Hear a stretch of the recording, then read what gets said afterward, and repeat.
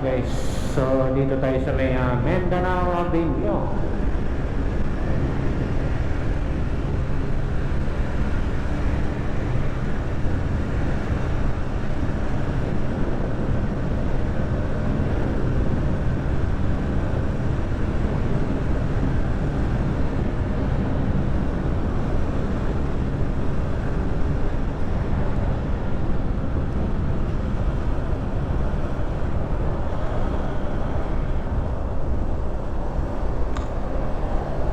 Gumigiwang yung gulong nito.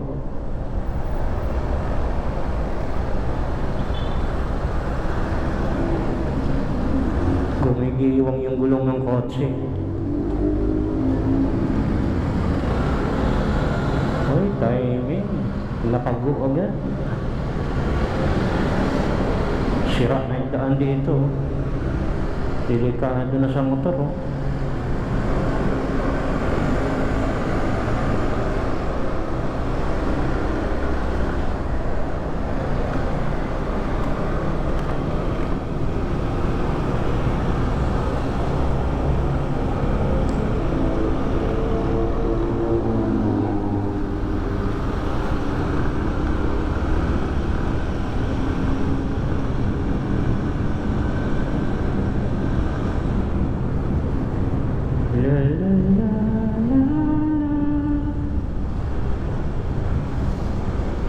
Alright, dito na tayo sa may Regalado.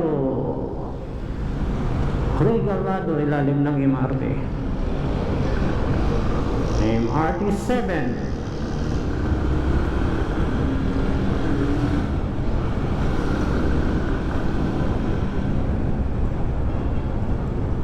Ayun, approaching na tayo dito sa may Commonwealth Medical Center at SM Fairview. So hindi tayo makaka-pick up ng pasahero dahil may sakay tayo. Mayroon tayong dala-dala. So sayang, hindi tayo naka-pick up ng CS. Remove it. Next time na lang, next time tayo babawi. Ayan o, dito na tayo sa may SM Fairview. Vertical clearance 6.5 meters.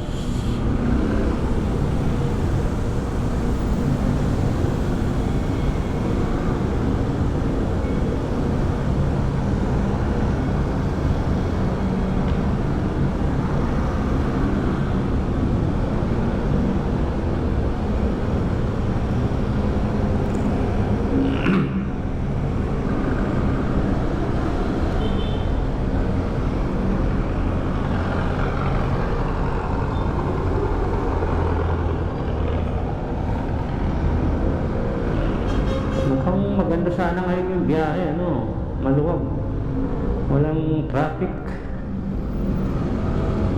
pedestrian din.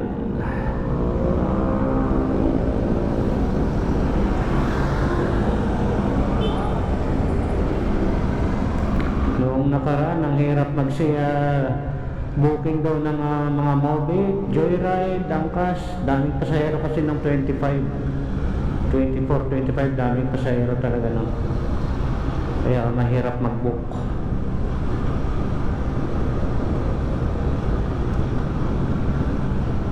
Tapos ang pinaka-problema pa doon yung traffic. Masarap bumiyahe, maraming sis, ang problema naman traffic. Sayang yung oras at nakakapagod. Sayang yung gas. Kasi mas malakas ang consume ng motor pagka na-traffic, marami yung nakukonsume yung gas. Kasi panay hinto, hindi katulad ng diretso-diretso ang takbuhan. Konting piga lang maganda yung takbo ng motor. Pero pag yung traffic na yan, naku po, takaw sa gas yan. Lalo na yung mga mahilig-hilig magbumba-bumba pag nakahinto. Meron kasing mga rider na pag nakahinto, maya-maya birit, bumba-bumba. Ala, So magastos sa gas yun. Tama na yung revolusyon ka lang ng isa, na kumbaga binubuhay mo lang yung lakas ng motor mo. Huwag lang yung parang maya maya ka bumba ka ng bumba.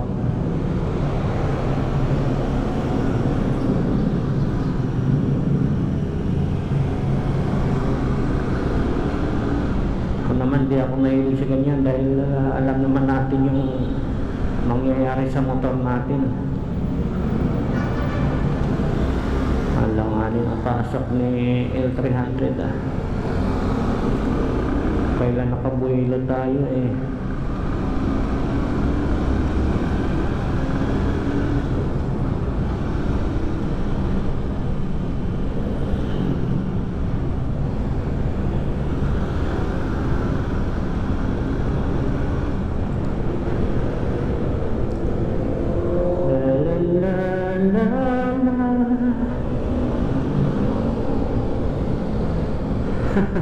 Si ate tabingi pag umupo sa motor.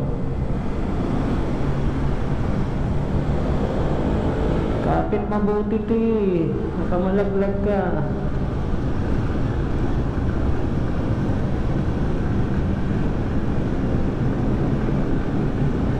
Sarap magpatakbo dito, walang gaanong traffic.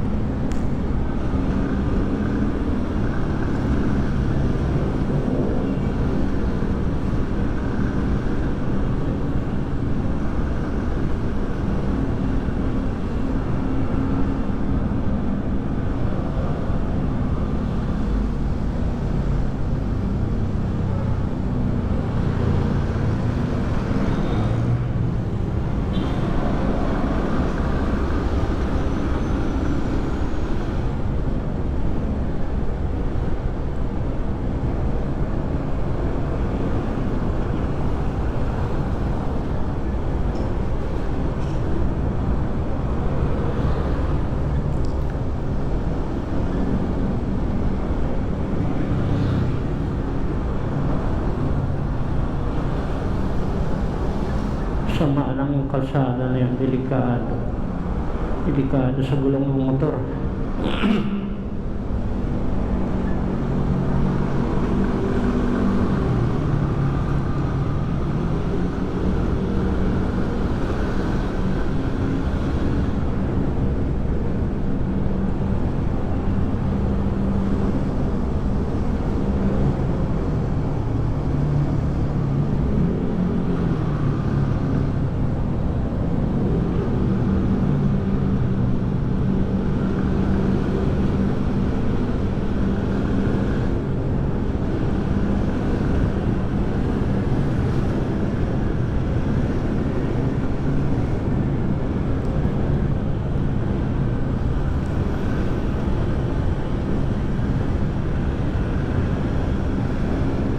Himala, walang traffic ano.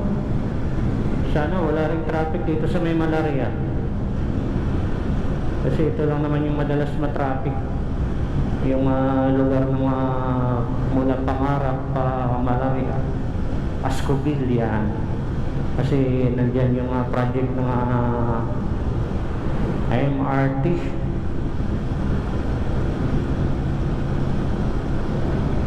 Andyan yung kanilang mga ginagawa. So sana itigil muna dahil